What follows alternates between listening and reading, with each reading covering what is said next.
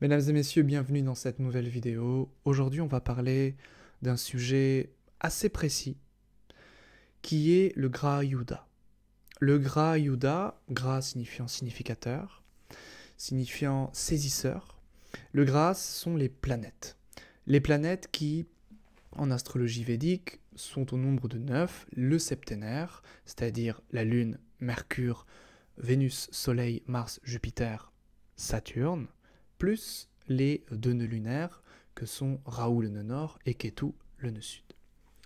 En réalité, le Graha Yuda, c'est quoi? C'est simplement lorsque deux planètes sont à moins d'1 degré de distance dans le même signe ou dans le signe adjacent, c'est-à-dire dans le signe juste à côté. Dans ces planètes, il y en a simplement 5 qui peuvent donner le Graha Yuda. Ce sont Mercure, Mars, Vénus, Jupiter et Saturne. Ces 5 planètes vont donner lieu à ce que l'on appelle un Yuda, c'est-à-dire une guerre planétaire. Et on va voir un petit peu, on va creuser un petit peu au niveau de ces informations à travers cette vidéo. C'est parti.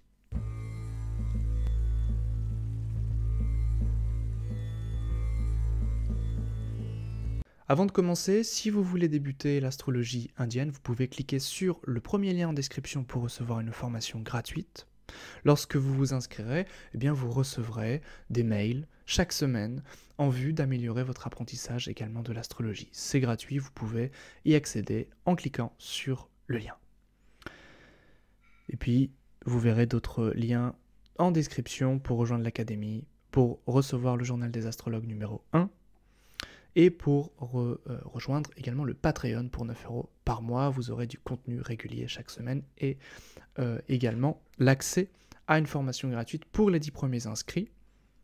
Il reste une place, donc si ça vous intéresse, vous pouvez y accéder. Le Graha Yuda. Je me suis inspiré des travaux d'Edith Hathaway pour cette vidéo par rapport au Graha Yuda, puisque nous avons les traités classiques, Varahamihira, Brihad Samhita.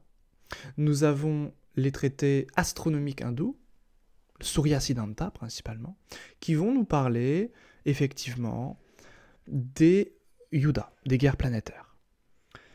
Et en réalité, ils sont quand même assez confus, voire assez avares en description astrologique, en effet astrologique par rapport à ces guerres planétaires.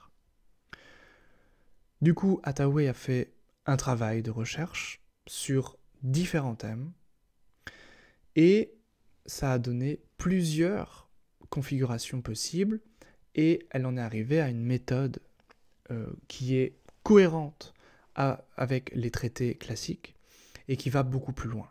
C'est-à-dire qui nous permet de comprendre les réels effets du Graha Yuda.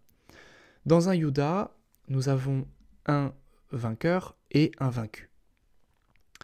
La planète vaincue va évidemment être dans l'ombre du vainqueur. Et ce qu'elle régit naturellement, mais aussi accidentellement, c'est-à-dire au niveau de ses maisons, sera faible, s'exprimera extrêmement faiblement et sera assez difficile ou pauvre à réaliser, à vivre. Et durant les sous-périodes de cette planète vaincue, eh bien, il y aura effectivement des problématiques majeures dans l'existence du natif. Surtout s'il s'agit de Mars, et on y reviendra. Comment on peut savoir, quelles sont la méthode pour savoir quelle planète va l'emporter durant un Graha Yuda? Il y a 3 facteurs à prendre en considération.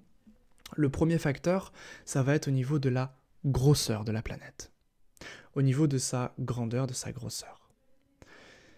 Le deuxième facteur, ça va être au niveau de sa luminosité et brillance. Plus la planète est brillante du point de vue de la Terre, plus elle va dominer. La planète la plus brillante, on l'a vu évidemment, excepté les luminaires car ils ne représentent jamais de Yuda, ce sera Vénus, évidemment.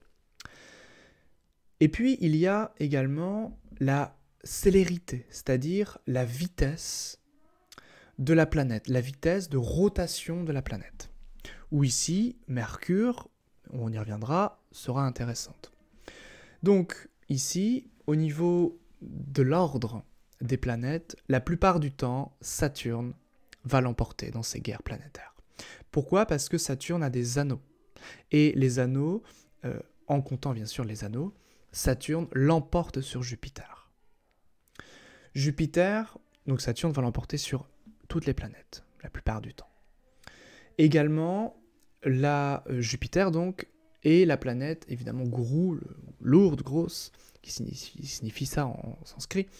Eh bien, Jupiter est la grosse planète, donc elle va l'emporter sur Vénus, Mercure et Mars. Puis vient Vénus, qui est la plus brillante, et donc Vénus va l'emporter sur Mars et sur Mercure.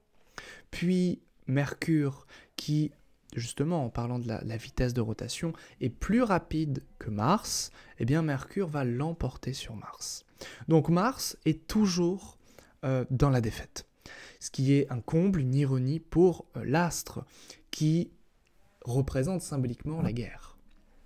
Donc évidemment, lorsque Mars est perdant, Mars ne lâche pas le morceau facilement, eh bien il y aura des problématiques, il y aura des soucis avec, véritablement, surtout quand Mars perd. Également, petite parenthèse, une zone du zodiaque qui est principalement fragilisée, c'est à la fin du Scorpion. Dans les derniers degrés du Scorpion, puisque c'est ce que l'on appelle Gandanta, c'est-à-dire que l'on passe d'un élément de l'eau à un élément du feu, et le pire passage, la pire transition étant ici à la fin du Scorpion. Si par exemple vous avez un Graha Yuddha à 29 degrés du Scorpion, eh bien c'est un Graha Yuddha qui va s'exprimer de manière très puissante et qui va être source de déclin, de destruction, voilà, de manière assez prononcée. Évidemment, tout dépendra des domaines, tout dépendra des aspects reçus, tout dépendra du nakshatra également, dans lequel, on va dire, ce Graha Yuddha a lieu. Et évidemment, tout dépendra de la maison. Si c'est en maison 10, eh bien, c'est un Graha Yuddha qui fera que votre réputation en pâtira, par exemple. Donc, voilà un petit peu pour la méthode, voilà un petit peu pour l'ordre, en fait, la hiérarchie au niveau de ces guerres planétaires. Et nous allons donc maintenant prendre un exemple. Je vais simplement prendre un exemple repris en fait d'Hathaway, et je vous partagerai dans la description également l'article l'article où elle parle de ce Graha Yuddha, un article extrêmement complet, vraiment un travail extrêmement riche. Donc c'est parti. Bien, alors nous voilà dans mon laboratoire, dans le Parashara Light, avec un thème qui est assez difficile, puisque c'est un enfant qui a vécu quelques jours. Voilà, donc c'est une mort d'un enfant. Ce natif, déjà, a plusieurs yogas difficiles, hein, des Balarista Yoga, donc des yogas relatifs à la mortalité. Déjà, vous pouvez voir que le maître de l'ascendant, donc ici ascendant Capricorne, le maître de l'ascendant Saturne est en chute. Donc déjà, effectivement, ça va poser quelques soucis. Ensuite, le maître de 8, le soleil, est en maison 1. Donc on voit évidemment qu'il y a une problématique et que Saturne, maître de 1 ici, dans le nakshatra Ashvini, nakshatra qui est régi par Ketu, et Ketu se trouve également en maison 8. Donc là, on voit bien que c'est fragilisé. Ça, c'était pour le contexte. Également, ce qui va être ici, ce qui va nous intéresser, c'est évidemment le Graha Yuddha. Nous voyons ici que Vénus et Mercure sont en conjonction. Vénus est à 28,04°, Mercure est à 27,47°. Ici, il y a donc un Graha Yuddha puisque Vénus et Mercure ne sont pas éloignés à plus de 1 degré. Ce Graha Yuddha a lieu en maison 12. Donc ça va venir ici nous renseigner sur la maison 12. Ça peut être les voyages, ça peut être la fin des choses, ça peut être la mort, comme on l'a vu dans les vidéos précédentes sur la maison 12. Nous voyons ici que Vénus et Mercure sont dans un nakshatra qui s'appelle Uttarashada. Uttarashada est un nakshatra qui est directement relié au soleil. Et ce soleil est donc en maison 1. Donc ça va directement venir nous renseigner sur le corps. Et ce soleil est maître de 8. Voilà un petit peu comment on peut faire pour tenter de comprendre les choses, comment fonctionnent les Graha Yuddha avec, on veut dire plutôt au niveau de la prédiction. Le natif est né lorsque il était en grande période de Ketu, puisque la lune est dans un nakshatra de Ketu, ici à Ashvini Nakshatra. Et Ketu est bien en maison 8, son dispositeur c'est bien le soleil, en maison 1. Donc évidemment que ici ça fragilise directement la mortalité infantile. Cette grande période de Ketu, donc il est né le 14 janvier, nous voyons dans les dates à droite, alors attendez, voilà, pour que vous voyez mieux, voilà. Nous voyons ici que, nous voyons ici qu'il est né en grande période de Ketu, sous-période de Ketu et interpériode de Saturne. Et que Saturne, eh bien, c'est bien le maître de 1 et qu'il est en chute.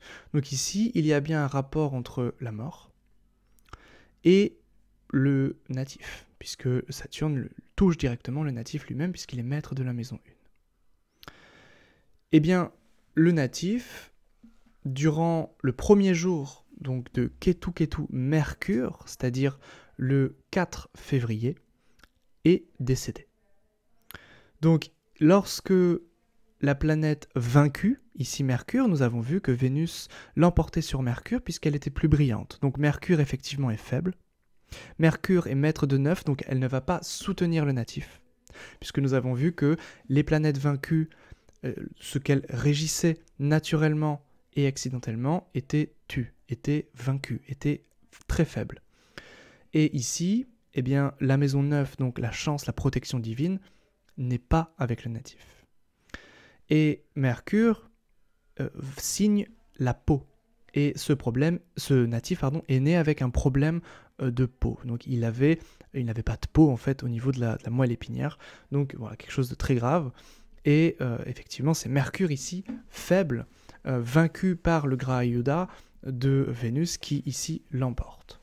Et on pourrait même aller plus loin, puisque Mercure est à 27 degrés, Vénus est à 28 et le Soleil est à 0 degré du Capricorne. Donc ici, il y a en plus une combustion de Vénus et de Mercure, si bien que la planète vaincue, ici Mercure, est déjà vaincue par Vénus, mais en plus, elle est combuste ici par le Soleil, maître de la maison 8.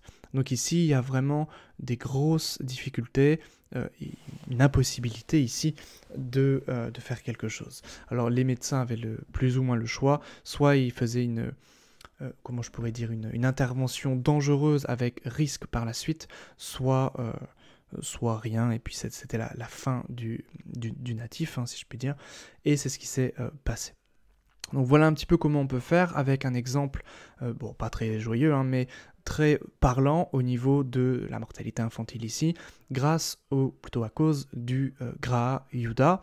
Ici, guerre planétaire, plus combustion, plus évidemment maître de 1 en chute et maître de 8 en maison 1 dans une grande période de Ketu qui est placée en maison 8. Donc évidemment, ici, on est en plein dans quelque chose de dangereux pour le natif. Voilà pour ce petit compte-rendu, pour cette petite présentation du Graha Yuddha. Vous pouvez l'employer dans vos interprétations, dans vos thèmes. N'hésitez pas si vous avez des questions sur le Graha Yuddha. Je suis moi-même en train d'explorer un petit peu les différents effets du Graha Yuddha. Et n'hésitez pas à poster vos remarques en commentaire si vous en avez, si vous avez des Graha Yuddha, si vous souffrez dans différents domaines de l'existence. Et puis évidemment, la place du Graha Yuddha va nous indiquer le domaine qui